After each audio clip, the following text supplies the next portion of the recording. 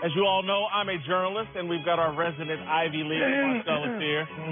So we're going to put on our thinking caps and take a deeper look into a sports issue. Darnell, bring in the Marcellus' cap. Marcel, did you clear Darnell wearing this small T-shirt on the show?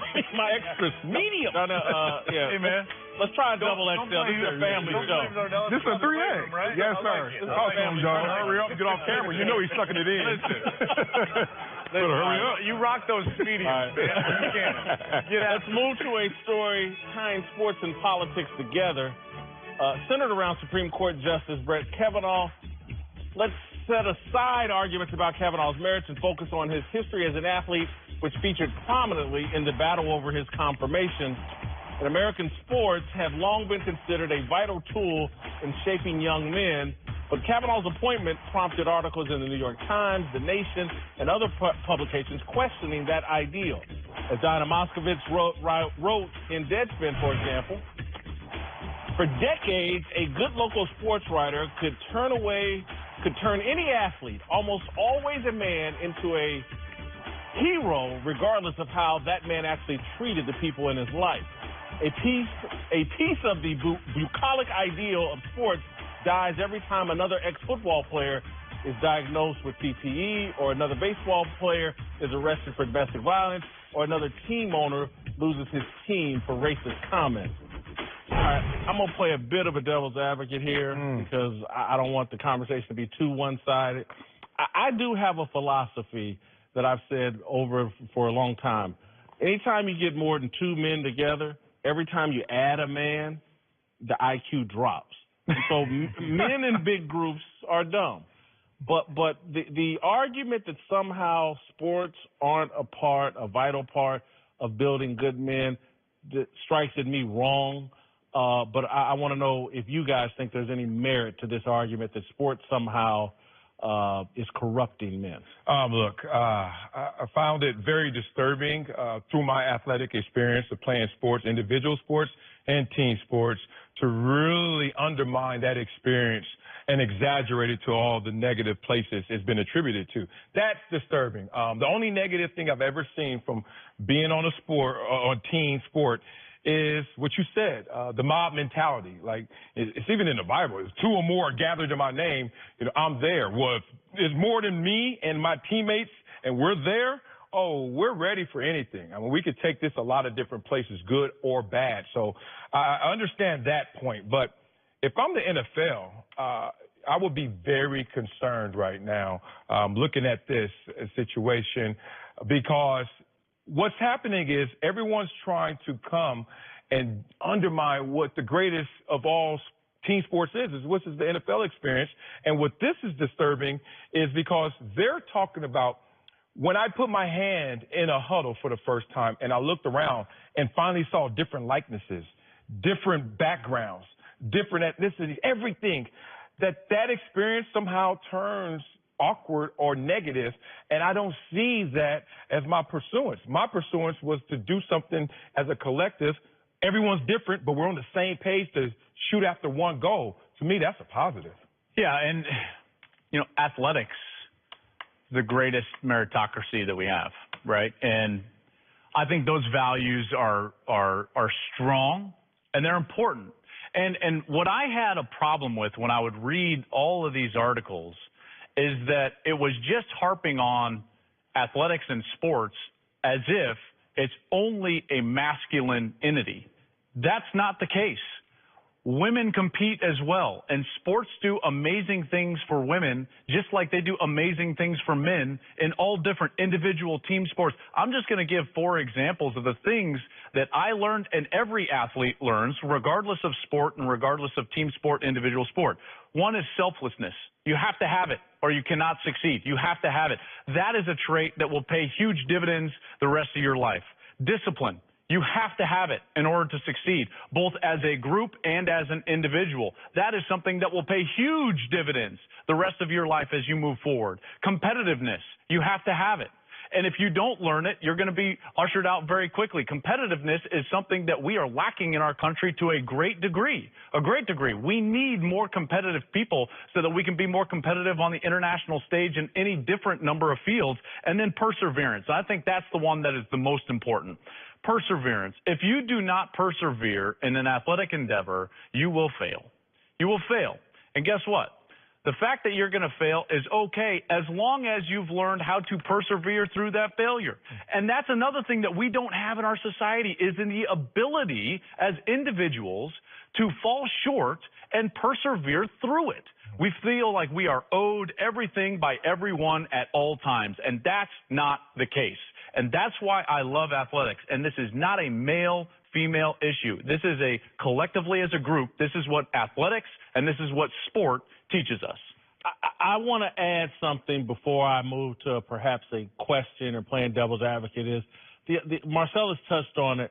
I just think about all the guys I played with who I disagreed with and come from different backgrounds than me, didn't see the world that see the world the same way as I did.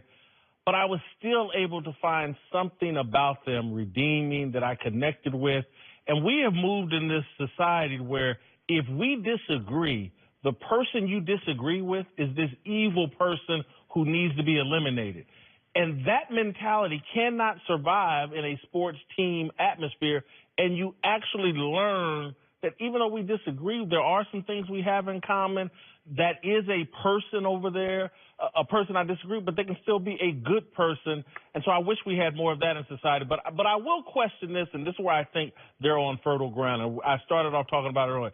I started thinking about the dumb things I did in a group setting with other athletes. And I could just come up with just one easy example. At Ball State, the cleaning ladies would come in at 12 o'clock, and we had to be there at 12:30. But if you got there before 12, and there'd be 5 or 6 of us that would be there, and just as young, dumb idiots, we would all strip down naked and make the cleaning ladies walk in while we were naked. It's just something dumb that we did.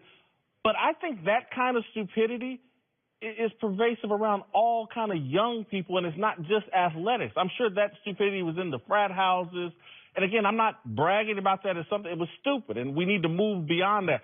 But those are things we can fix in sports rather than demonize about sports. Yeah. I loved what you talked about because I can tell you whether it was, I played minor league baseball and then college football, and there were those times in my life were the most diverse, whether it became background, culturally, whatever it was. I mean, I got to be around some amazing guys that I would have never associated with outside of the sporting world. And that's what's so crazy is that in a large degree, the people writing these articles are the ones that are supposed to be champions of that type of setting.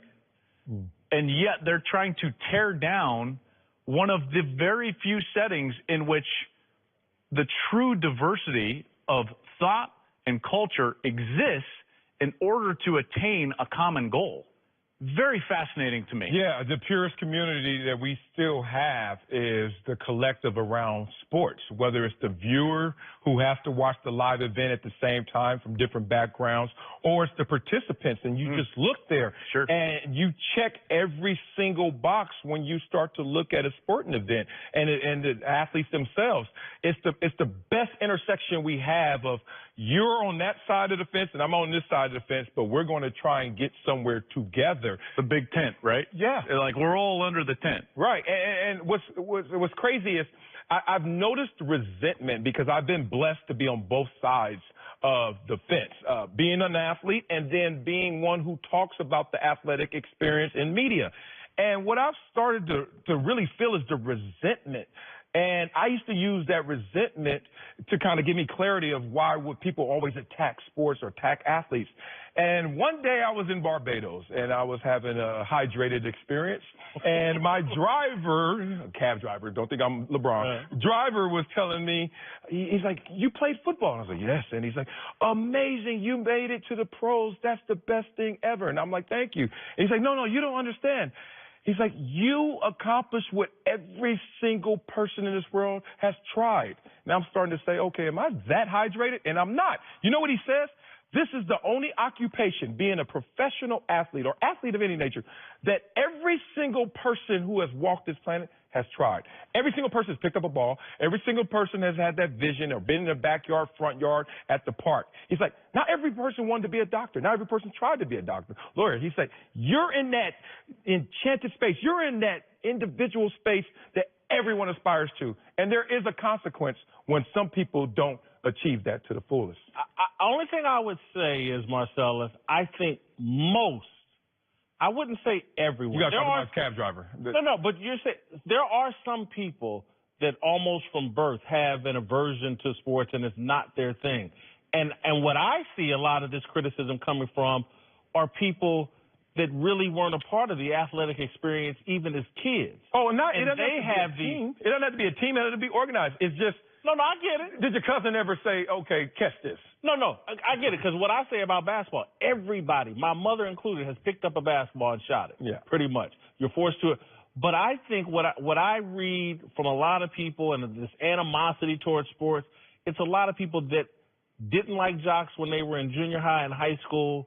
They're in this profession now where they can exact revenge or defeat a culture that they feel like jock culture is against nerd culture, and they want nerd culture on top. I know that we're not going to have a ton of time, and what I would say on the other side is what athletes have historically done a poor job of is showing the qualities rather than showing the elitism, of feeling like they are better. And I think that has something to do with the identity that we have of being wrapped up in the athlete, being wrapped up in the success that you have on the athletic field.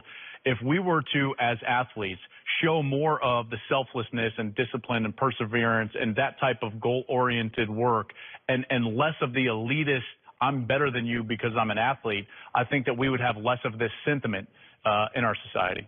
All right, coming up. Did we just get more proof Colin Kaepernick is cashing in on his protest? We'll get into that and the best and worst of social media. Next!